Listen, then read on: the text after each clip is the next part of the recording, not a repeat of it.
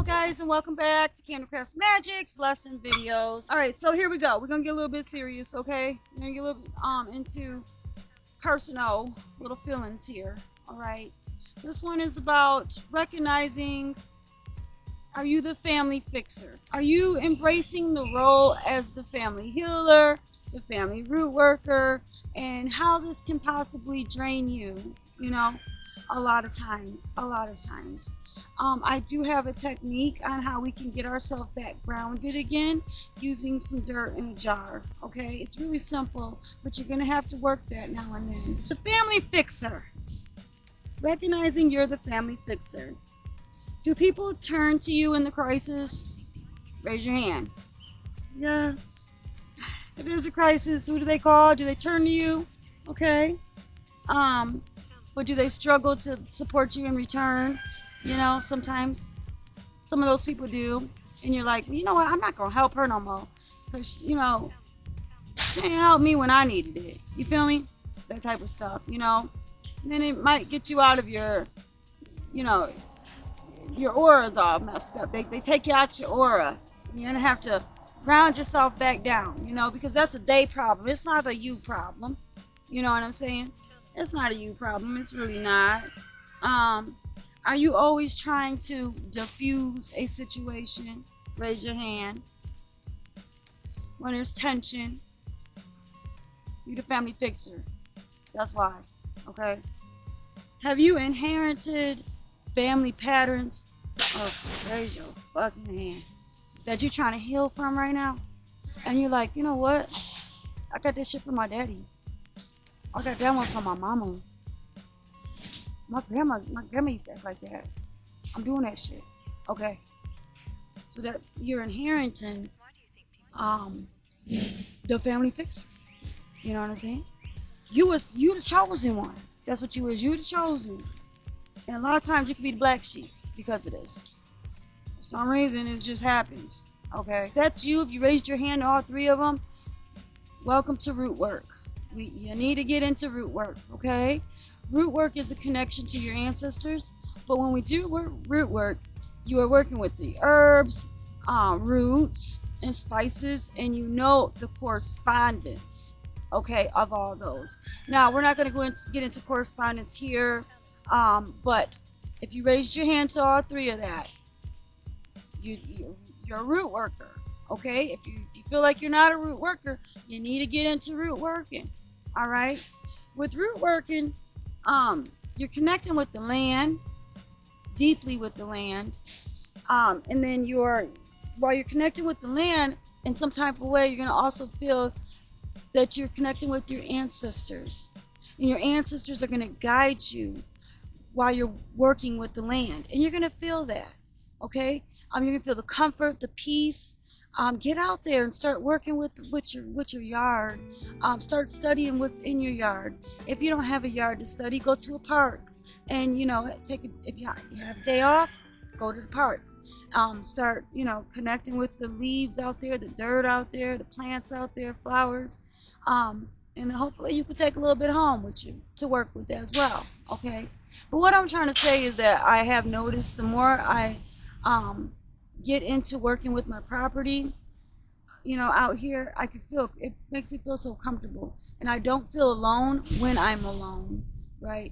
I do feel like my ancestors are standing with me, telling me I'm doing a good job, or telling me everything's going to be okay during times of people, while I'm handling the family stress. You know what I'm saying? This is a really good way that I've been connecting and getting that. If I don't get the "you're doing good" from my family, I'm getting "you're doing good" through my spirits. You know, telling me you're doing fine. That's what you're supposed to be doing. You did a good job helping out so and so. Root work helps bind together what comes undone. And so when you are working with the herbs, the roots, and things like that into your spell work, you're binding energy together for what has been broken. You know, if something's been broken, you'll put herbs together, make sure they all correspond to fix things. And you know, a lot of times what that does, what subject you start to get into with that is mojo bags. When you are making a mojo bag, you're combining a lot of herbs and roots together that correspond to make a, to make a spell in a bag, and you're coming together a magic, an intention.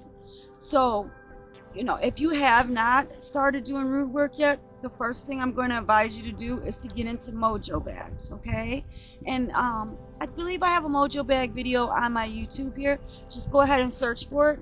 If you can't find it, I will be making more mojo bag videos, okay? We have to know how to set our boundaries when we are the family healer.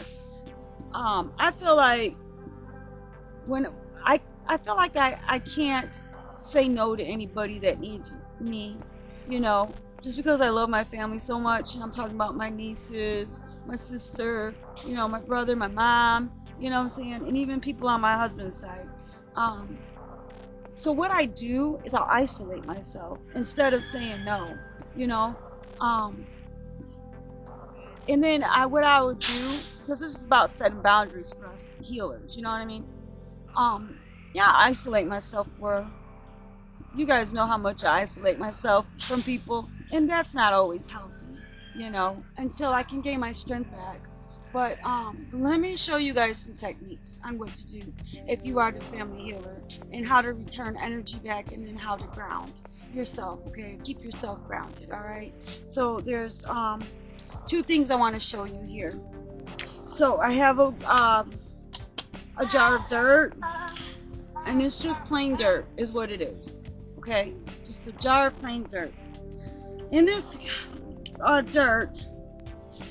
this dirt's gonna be meant for grounding. So you want to go ahead and take this dirt, and you want to whisper into it what you want it to do, okay? So for instance, I bless and consecrate this dirt for the purpose of grounding my energy when I am in stress or need healing.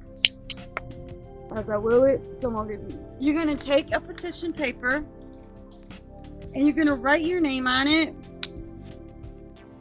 Doesn't have to be big. Write your full name, just as so.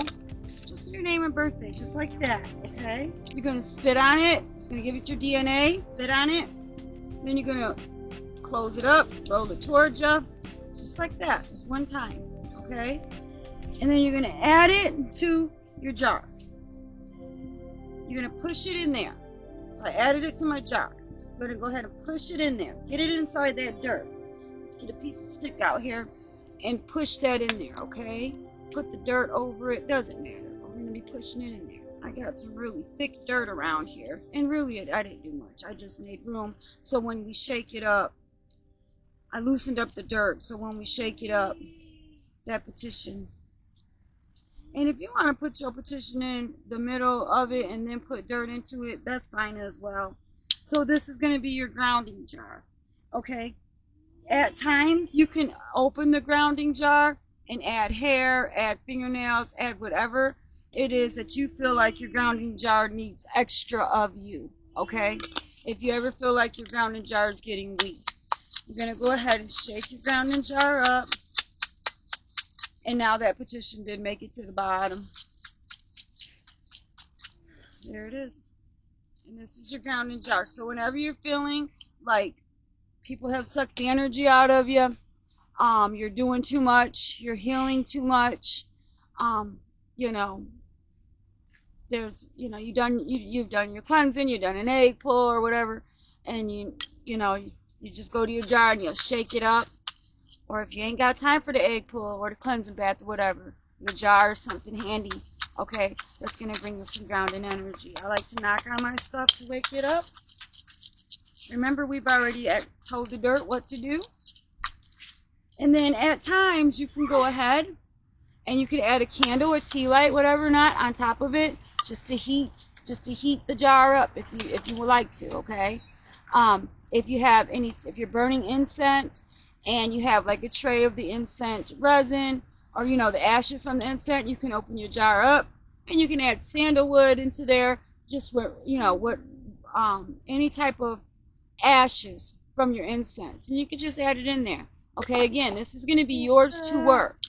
The reason why I said to add the ashes because it's also a form of a dirt form, but it holds property of whatever incense that was. And sandalwood is for protection, right? If you feel like you need calming, burn some lavender and put its ashes in here. You can go ahead and add herbs and roots into this if you like, but I want to stick specifically into dirt form. Now that I've shaken it up a bit, I want to add the salt. We're going to always add salt. Okay, another dry element. Add the salt. Purification, protection. Again, you guys, I for as long as I can remember, I've been the family healer. I've been the family root worker as long as I can remember, and that ain't gonna ever go away. You know what I'm saying? So if you're in the same boat as me, here we go, girls. Here we go, guys. Okay. You know, eventually I'll take off this tomato picture here, but today I'm just not going to. Okay, we're going to put that to the side, and let me show you guys another thing. Remember how I told you, like, sometimes it's hard for me to say no to my family, or I take on a lot of stuff. I carry a lot of burdens for my family. When they're in trouble or they have issues, they come to me to talk. And not just my family, my clients too, right? And so I'm going to show you a way on how to return energy back that you can't carry anymore. So you're going to write a petition to burn, okay, to burn away what you cannot carry no more, okay? So go ahead and put your name and birthday down on this, and I'm going to put my name. I'm going to put times 3.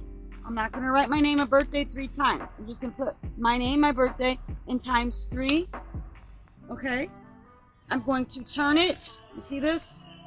It's this way right now. I'm going to turn it this way right now, okay? So you're going to turn it counterclockwise, just like so. All right? You're going to write, I return what is not mine to carry no more. Exclamation point. You're going to put times 9. Okay? Times 9. You're going to write so mote it be. Just like that. Okay? Times 9. So mote it be. And you're going to turn it back to where you begun. Still going counterclockwise. See? Okay? Still going counterclockwise. Alright? You're going to sign your signature. Just sign your signature right over that stuff, guys. Okay? You're going to take it. You're going to fold it away from you. Turn it to the left. Away. Turn it to the left. Away. Turn it to the left and away. Okay? Just like that. You're going to take this and you're going to burn it. And you're not going to look back. So mote it be. Okay? So I don't have a lighter on me right now. Put it in my pocket till I go over there to burn it. But yes. Again, this video is more like, let's talk about recognizing you're the family fixer and how to keep yourself grounded and just release what you can't carry anymore. You're gonna find yourself having this technique that I have in my pocket very useful. And so if you feel like I just can't do it anymore, like I just can't do it anymore, go and write that petition. Okay? Alright? And then also shake your jar. Alright, guys. Thank you so much for being in my lessons. If you like to join my lessons, go to candlecraftmagic.com and subscribe. Alright, guys. I'll see you soon.